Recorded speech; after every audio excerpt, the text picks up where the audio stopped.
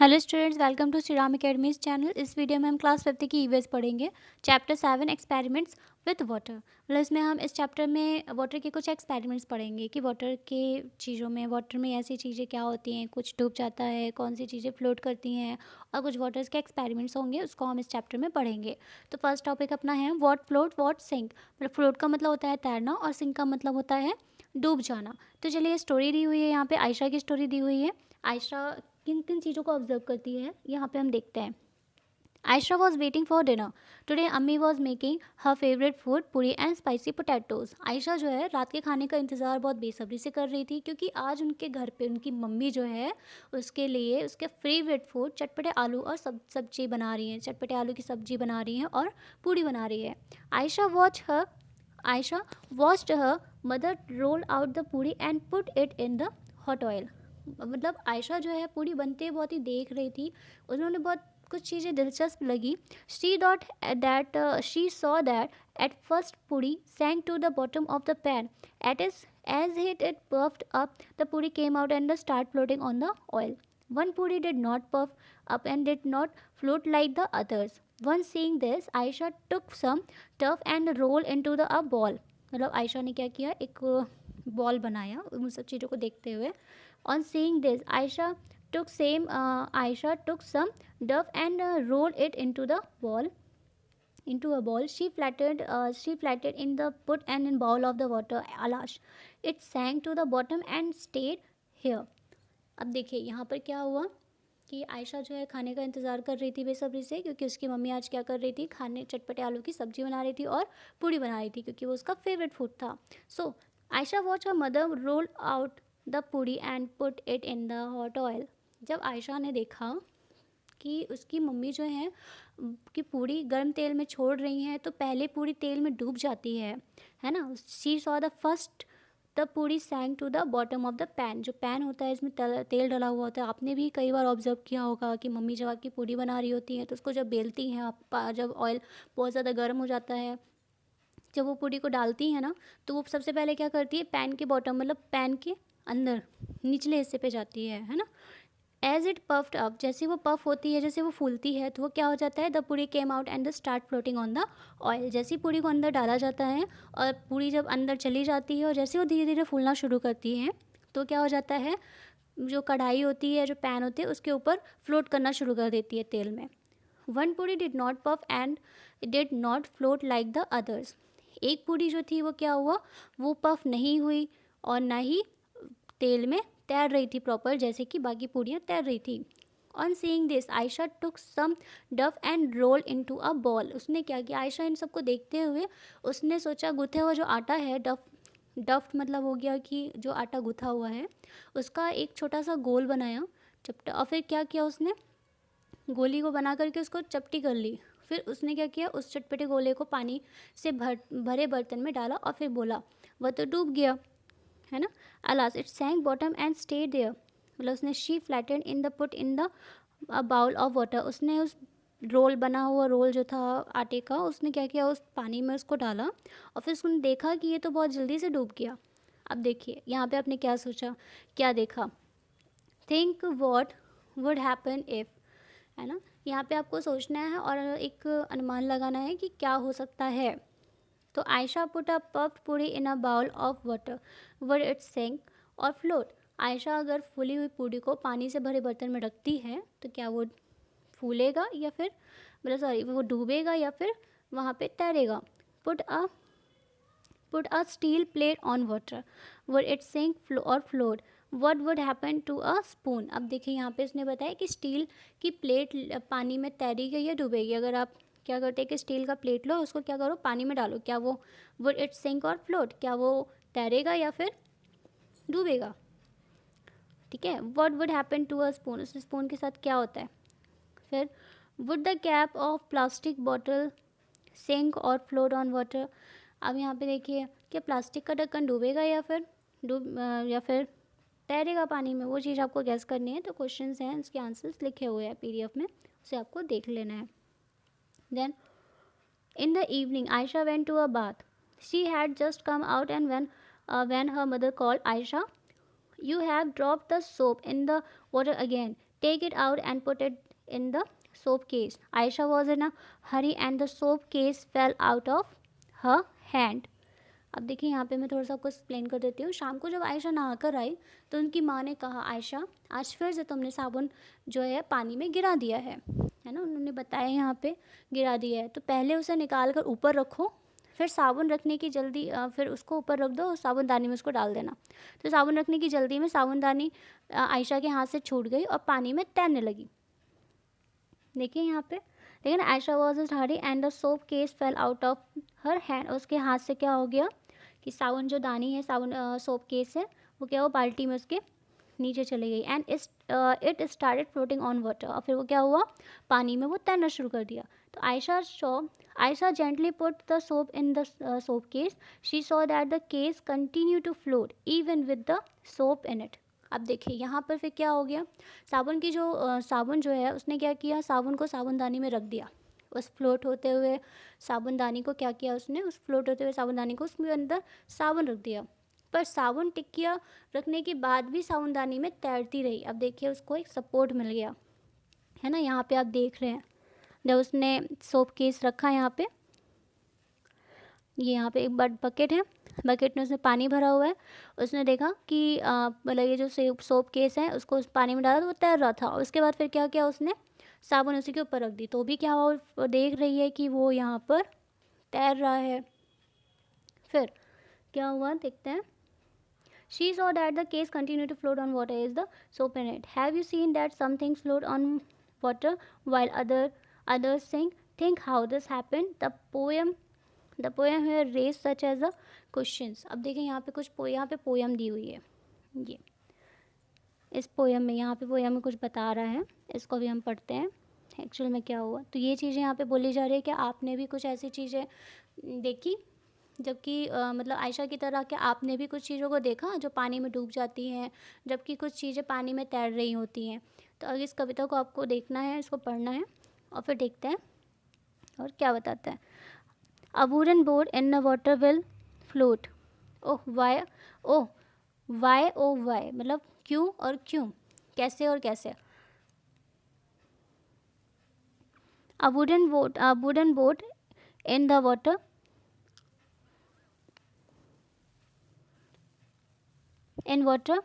will float but a needle will sink. अब देखिए मतलब जो वुडन बोट होती है वो क्या होता है, पानी में फ्लोट कर रही होती है. But a needle will sink, लेकिन नीडल जो होती है, नीडल का मतलब होता है सुई, वो क्या हो जाती है, पानी में डूब जाती है. Why does this happen, let me think. ये ऐसा क्यों होता है, चलिए इसको हम सोचते हैं.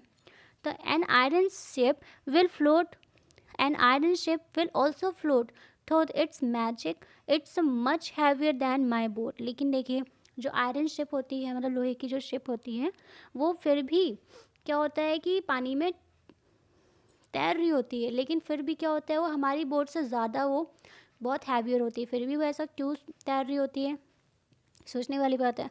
But a needle light as a leaf thin as pen will sink right in. अब क्या होता है, लेकिन जो नीडल होती है, नीडल मीन्स सुई होती है, वो बहुत ही लाइट होती है, मतलब बहुत हल्की होती है और एक पत्ते के बराबर, वो पत्ते के बराबर हल्की होती है, थिन एज पेन. और जो उसकी जो चौड़ाई है, वो जो पतली है, वो एक पिन की तरह पतली होती है. फिर भी विल सिंक राइट इन, फिर भी वो डायरेक्टली क्या होता है, वहाँ पे ड्रॉप आउट हो जाता है पानी में और अंदर सिंक हो जाती है, डूब जाती है. Why does happen, let me think. ऐसा क्यों होता है, ये हमें सोचना पड़ेगा, ऐसा क्यों होता है. फिर बताया जा रहा है, do this and find out. आपको इसे ढूंढना है और फिर फाइंड आउट करना है. फिर यहाँ पे लिखा हुआ है, देखिए क्वेश्चन बताया, यहाँ पे एक टेबल बनी हुई है. Make tick the things that float, mark for those that things. ऐसी चीज़ों पे आपको क्या करना है, टिक करना है जो कि यहाँ पे फ्लोट होती हैं. और कुछ ऐसी चीज़ें जो हैं आपकी डायरेक्टली पानी में डालने पे सिंक हो जाती हैं, डूबती हैं, उन चीज़ों को आपको क्या करना है, यहाँ पे नोट डाउन करना है. फिर find out the other group which think floated and which sank in the water. फिर यहाँ पे फाइंड आउट करना है आपको कौन सी चीज़ें डूब रही हैं और कौन सी चीज़ें यहाँ पे वो हो रही हैं, तैर रही हैं. अब हम अगले पेज पे आते हैं. It is magic. क्या ये मैजिक है, हमारा अगला टॉपिक स्टार्ट होता है. When Ayesha woke up in the morning, Ami had fever. Abu made some tea and went to give medicines to Ami. He told Aisha, "You boil eggs. Also put some salt in the water." Aisha took water in a pot. By mistake, she put too much salt in the water. She saw that the egg at the bottom of the pot come up and it in little and start to float in the water. अब देखिए यहाँ पे क्या ये magic है, ये बताया जा रहा है. When Ayesha woke up in the morning, जब आयशा क्या होती है मॉर्निंग में उठती है, सुबह उठती है, तो उसको पता चलता है कि उसकी मम्मी हैड फीवर, उसकी मम्मी को बुखार है. तो अब्बू मतलब उनके पापा हो गए. अब्बू made some tea and went to give medicine to अम्मी. उनके अब्बू जो है, उनके पापा ने जो है अम्मी के लिए चाय बनाई थी और दवाई लेकर उनके पास चले गए.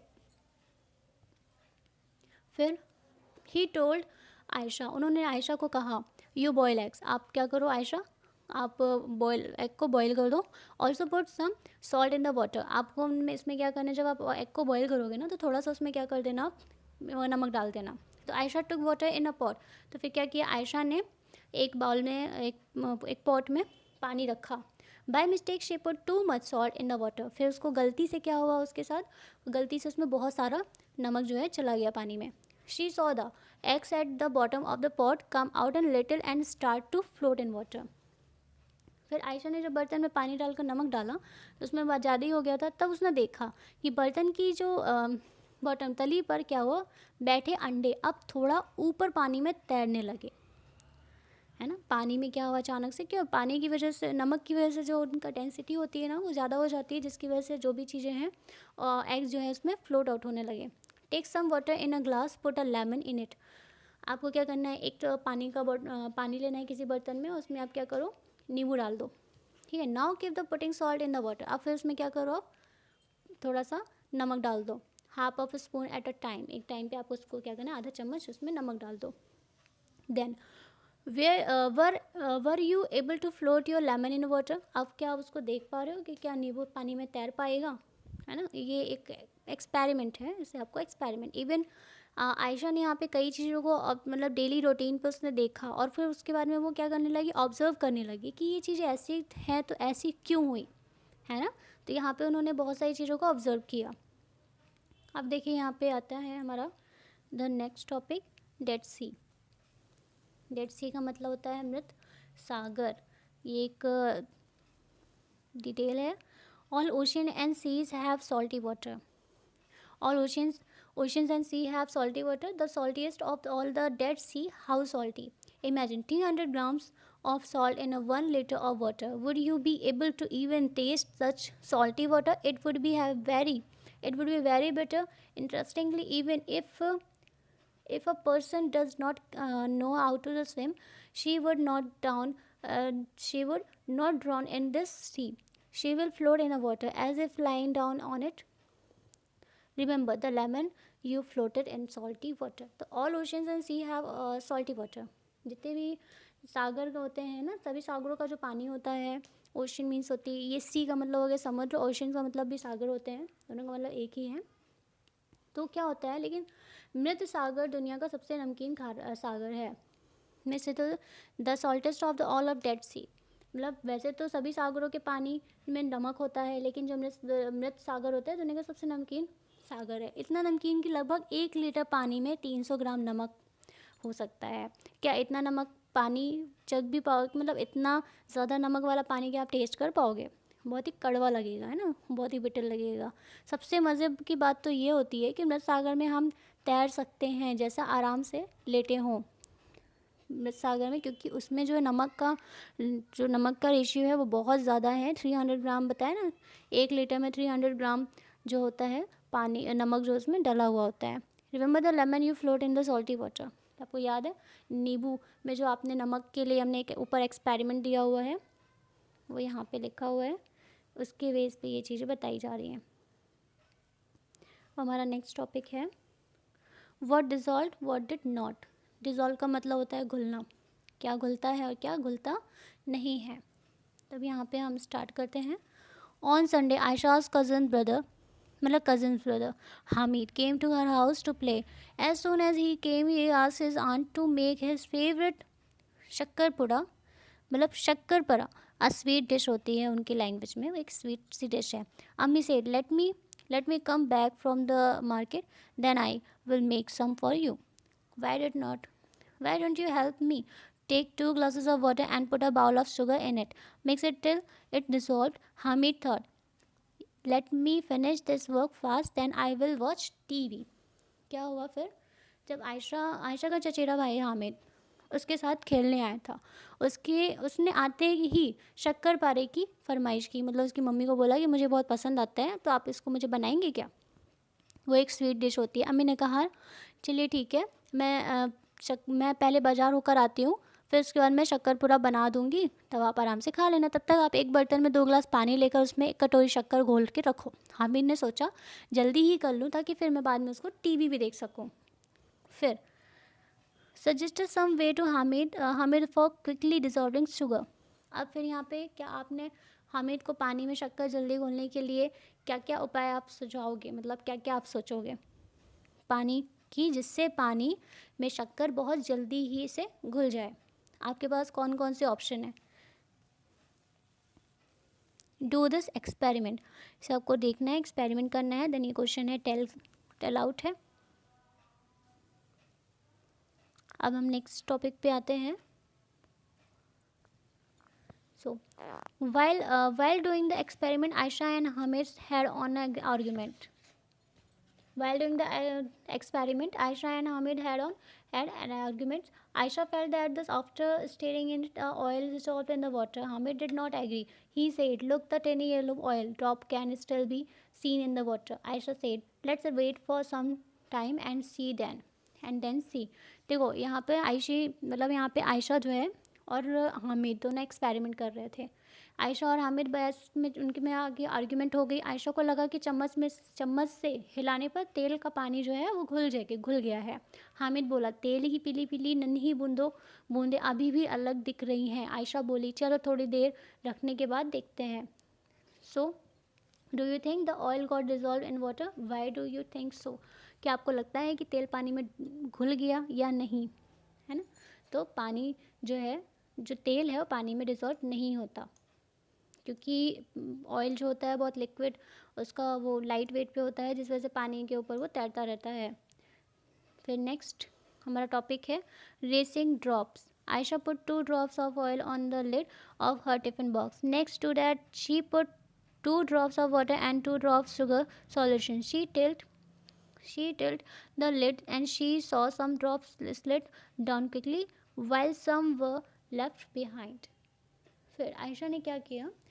आयशा ने अपने टिफ़िन के ढक्कन पर एक साथ 2 बूंदें तेल की लगाई वहाँ पे, ठीक है, मतलब वहाँ पे ड्रॉप जो है छोड़ दिया।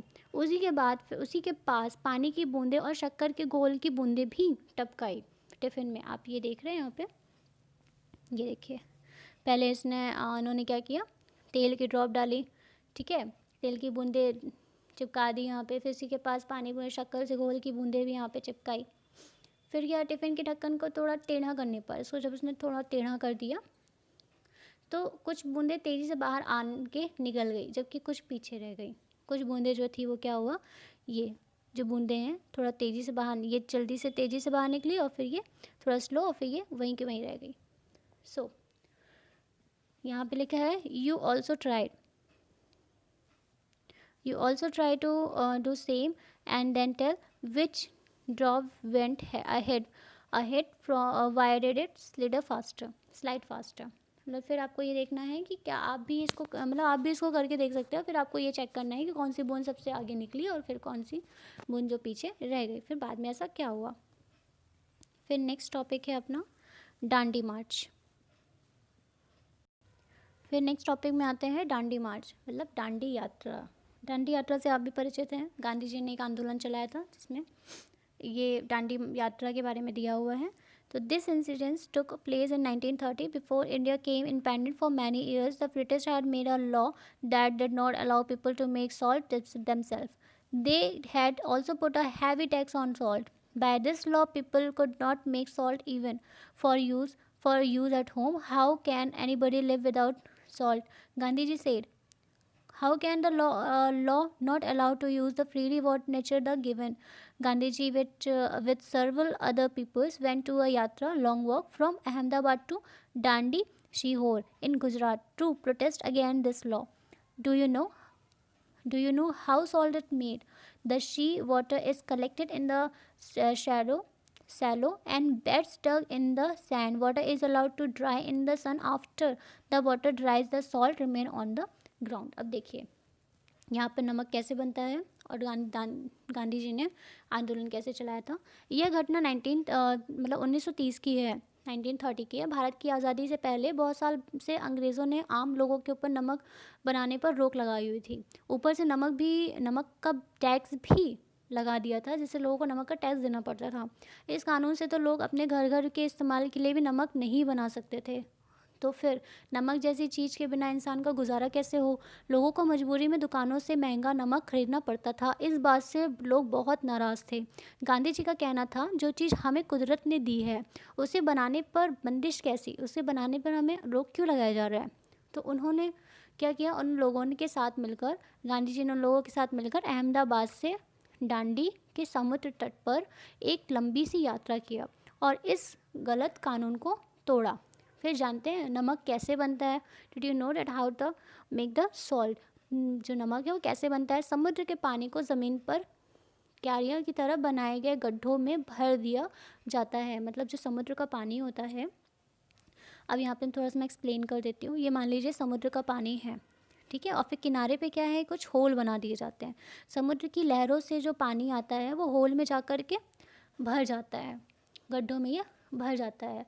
फिर तेज़ धूप पानी जो है, अब देखिए यहाँ पे क्या होता है, ये सन हो गया, इसको थोड़ा सा छोटा बना देती हूँ। ये सन हो गया। जब सन की रेज जो है वो डायरेक्ट इस गड्ढे पे चढ़ती हैं तो जो पानी होता है इसका वो एब्जॉर्ब होकर के बाहर निकल जाता है, और जो इसके अंदर सॉल्ट होता है, जो ये सॉल्ट होते हैं वो क्या हो जाते हैं, रह जाते हैं।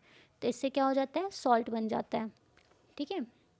फिर उसी तरह क्या होता है, धूप का पानी सूख गया और फिर नमक का यहाँ पे ढेर रह जाता है। फिर लोग उसी नमक के ढेर को क्या करते हैं, उठा करके उसको पीस देते हैं।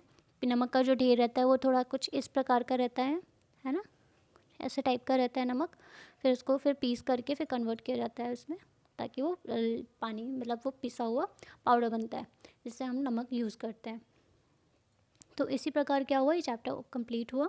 Okay, thank you students.